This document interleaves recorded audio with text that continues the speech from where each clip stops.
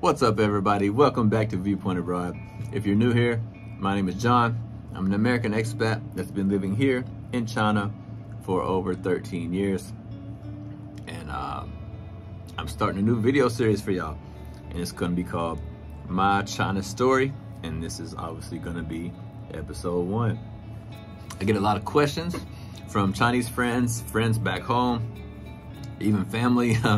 A lot of people, they just ask me things like, you know, how did you end up in China? And they ask me about my life in China. They want to know all these little things about what it's like living here in China. So I decided to make a video series for y'all and tell y'all everything from the very beginning, how I ended up coming to China, as well as my own personal experiences about living here, such as maybe like finding a job, finding a girlfriend, finding Chinese friends, dealing with, your bosses and things like that at work, like the work culture, and then just everything in general when it comes to living in another country. I'll share with y'all my own personal stories and experiences of things that I think will be relevant in helping you to to decide whether or not living abroad might be something you want to do or you don't want to do. It might help you make an informed decision about, can I, deal with these things or not, or what kind of things can I expect to happen if I move to another country, specifically China. But I've been other places too. But so anyway, while I'm chatting to you guys, I got a little snack here. You can see I got some, I'll show you. I got some Lays. Obviously these are Chinese Lays because I'm in China. You can see these are spicy, like hot pepper. So I'm gonna have a little snack while I'm chatting. And I got a drink too. I got a Rio, if you can see that. It's supposed to, they make girly beers, but this one is a strong one. It's an 8% alcohol, but it's a peach flavor. So it's 8% peach flavored beer. So yeah, we'll sip on that, have a snack, and have a chat about the very beginning. How did I actually end up here in China? So, before we get in, if you haven't seen it yet, I just moved into a new place and I made a video for you guys about my new apartment, and I took everyone on a tour and share with you like how much it costs and what it looked like before I moved in. So if you want to check that out, you can check that out up here at the top. And this weekend, I plan to make an update for that and show y'all what it looks like now, because it looks very different than when I moved in. It's really cozy and really homey feeling, and I've changed it a lot compared to when I moved in. I think I did anyway. So I share the updates with y'all, and I'd like to hear your thoughts or opinions on the place now that I've moved in. So it's kind of like a before and after type of thing. So I'll share that with y'all probably this weekend, maybe Sunday. I can put that video up. I haven't filmed it yet, but I'll film it this weekend. So anyway, let's dive in. My China Story, episode 1. So when it comes to my story, I think it started when I was really, really young. Actually, I'll blame this on my father. So Dad, if you see this, I'm sorry, but I'm blaming it on you. But when I was a young kid, maybe, I don't remember my age exactly, but maybe 4 or 5 years old, I don't know. I was like, starting to read. And my dad was buying me some books, like this, the typical stuff kids read back in the 80s. I'm from the 1980s, early 80s.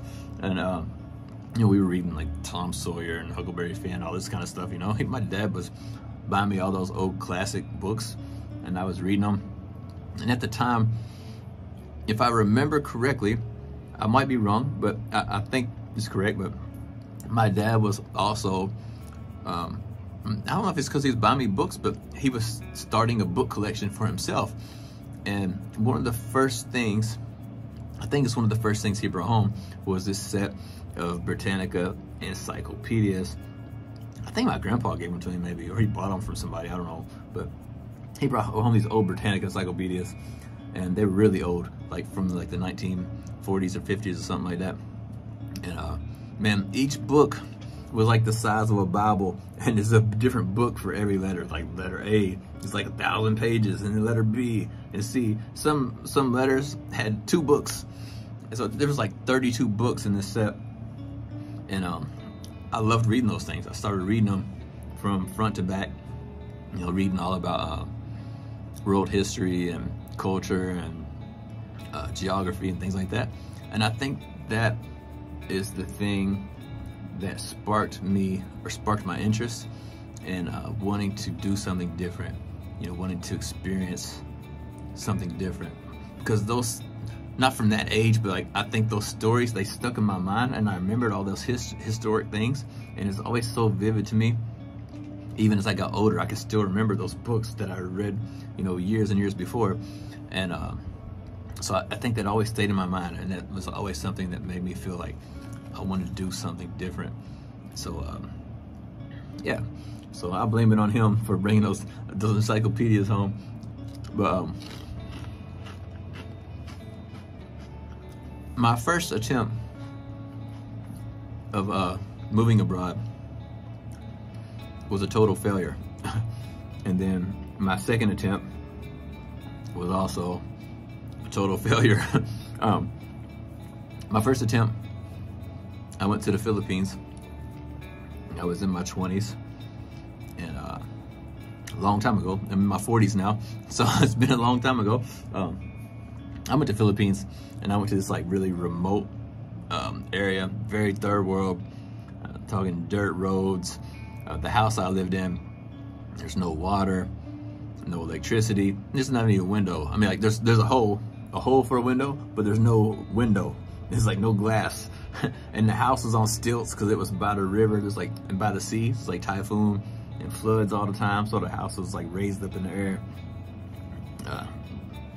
Had to go outside to an outhouse to use the toilet, like an outhouse like you see in like an old Western movie. It was like literally an outhouse, and you have to go out there in the wooden box to use the bathroom. Chickens and stuff be out there. It was crazy. But the first few days I was there, man, I cried because I felt so bad for those people. I didn't feel bad for myself. I felt bad for those people because they didn't have nothing. I mean, they had nothing. And I guess in the back of my mind, I knew that like I could always go back to something. But after like a week, man, I was so happy because I realized these are the happiest people I've ever seen in my life. These people weren't sad. These people weren't depressed. And you know, my whole life, my whole childhood, up until that point, I was really struggling with depression. It was like really severe. And this was one of the happiest times of my life, was being around those people. And they didn't have anything. And it really changed my outlook on things, and changed the way I thought about things to a certain extent, but not drastically. I mean, I was in my 20s, so I was still kind of, you know. But anyway, long story short, I couldn't live there. I couldn't work there. Couldn't earn money there. And I had to go back home because it was just impossible to make it there.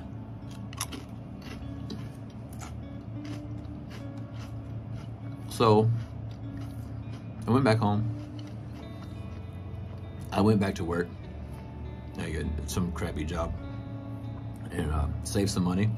And I went back to the Philippines again. And this time, same story. I made it longer though. I survived more than 3 months. I stayed like almost a year, or maybe more than a year. I think of more than a year. I can't remember how long it was. It was a while. And but eventually I ran out of money. I ended up broke, and I ended up homeless on the street. And visa expired, passport expired, no money.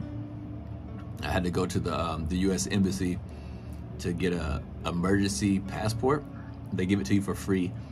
It was an emergency passport, and I got out of the country to avoid going to jail for, you know, not having a visa and all this other stuff. So I left and went back home. So after I got back home, Same story. I went back to work, you know, some crappy factory job or something. Was making really crap money, and but I still knew I wanted to go somewhere, but I made up my mind I wasn't going to go to the Philippines this time. I tried it twice and it failed, and I thought I'm going to do something else. But this time I was a little bit more smart about it. I didn't just go to like a place. I got on the internet. We had the internet at that time, you know, so I started doing some research about different countries that I could possibly go to that were inexpensive, because I was broke. I didn't have no money, but I wanted to go somewhere. So I looked at countries I could go to that were really inexpensive, and that there was possibilities to actually earn money there, because it's nearly impossible to earn money in the Philippines, or it was for me anyway. At that time, I don't know about now, but back then it was. But yeah, it was. Anyway, I started doing research, and I came up with 4 places that I was interested in going that this seemed like a possibility. We had Japan, South Korea, Vietnam, and China. I came up with some other places in South America, like Mexico, and some other places. I can't remember what place now, but I don't know, something about me made me feel like those places were going to be too much like the typical American culture, and I wanted something really different. So I decided on Asia. So after doing the research, I was finding out like which places I can go and actually earn money, like what can I do to earn money. And I came across this like a forum where there's a lot of guys talking about, expat guys. They were talking about living in, you know, China, Vietnam, Japan, South Korea, working there. And some of these guys didn't have any credentials, but they were working as like teachers, as like ESL teachers or something like that. And they had no credentials, no degree, no nothing, but they were still able to get jobs. And so I thought, okay, maybe this is an opportunity for me to do this same thing. And so when I did the research, I found out like these guys say you can't, you know, apply for the jobs online. So I started applying for all the jobs online. They said you can't do that. Nobody will hire you because it's technically it's like illegal. So you need to be in the country and apply for those jobs. Then they'll hire you because you're already there. So I just took it as truth, and I saved up money. It was around March. I bought a plane ticket for July. So I purchased the ticket in March, but the plane departure was in July. So after I bought the plane ticket, it wiped me out completely. I had zero money. So I just started saving every penny I could get my hands on between March and July. And when July came, I had about $1,000 US. And I packed my bag and got on the plane, and I left for China. So when I touched down in China finally, I landed in Hong Kong, and I got off in Hong Kong and walked across the border to Shenzhen, which is, if you've never heard of Shenzhen, you've probably heard of it by now, but I'd never heard of it at the time. But it was supposed to be like this huge mega city right next to Hong Kong, but it wasn't Hong Kong, so it was supposed to be like easier to, you know, to find work and find these kind of shady jobs, you know. And so I decided to go to Shenzhen. So I landed in Hong Kong, walked across the border to Shenzhen, and that's where the journey began. I had $1,000 in my pocket, and it started right there in the city of Shenzhen in July 2010.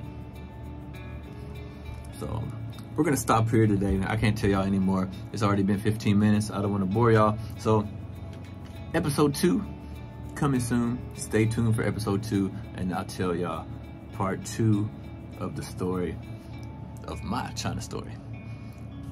Take care, stay swole, get dough, travel the globe. See y'all next time.